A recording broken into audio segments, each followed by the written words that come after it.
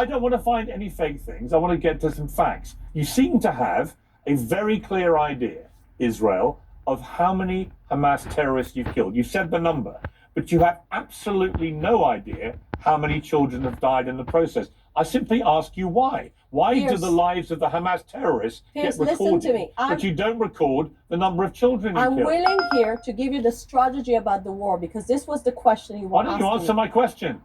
I'm giving you only the answers that I have. Just My tell me why answer you is, know one number and not the other. but the number makes a difference just if you're targeting civilians. If Israel is not targeting civilians, according to the international It doesn't law, make any difference to the number of children who've died. it does You can couch it any way has a you difference like. according to the But how do international you know about humanitarian the law. number of terrorists killed, but you don't know how many children have been And I'm killed? saying How again, do you know one, not the other? Explain Here's- to me.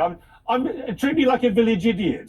Why is it that you know one number, but you don't know the other? Explain According to to the international humanitarian law, it makes a lot of difference if you're targeting civilians, if you're I'm not targeting talking about who the you're targeting. legitimate war aims. I'm and not all the talking about who all you're the targeting. facilities. I'm not saying you're deliberately targeting the children who've Very been killed. good. So that's the only thing that we are discussing here. No, it's not.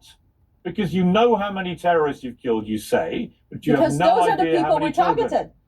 So how many children have died in the process? Why don't you know that number too? Piers, please ask this question to the people that can give you the answer. I don't have the answer. Who?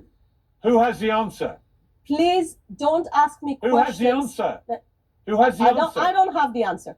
And I will tell Well, you the something. Israeli ambassador to my country. Who else should I ask? Well, you should ask one question. How do you make sure that the 7th of October won't be repeated? And this is the question you and everyone who criticizes Israel at the moment doesn't have the answer to.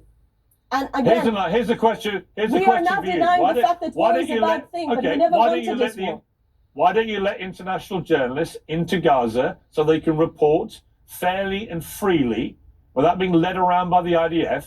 Let the journalists in, because you ban them, and the only reason you continue to ban international journalists from going in there is not because of our safety, as you also quaintly put it. It's because you don't want the Western journalists to get in there and see what's really happening. Only you know why. Only the Israeli government knows why you want to continue banning journalists from international media organizations coming in at their own risk assessment and actually working out whether anything you're saying is true or not. And it may be if you let the international journalists in, well, let me just finish. It may be if you let them in, then they wouldn't just count the number of terrorists who are being killed. They'd be also able to record how many children are being killed, because it strikes me as utterly extraordinary that you, as the ambassador to my country, are able to say with complete clarity and certainty 30,000 Hamas have been killed, but you seem to have absolutely no idea how many children have died in the process.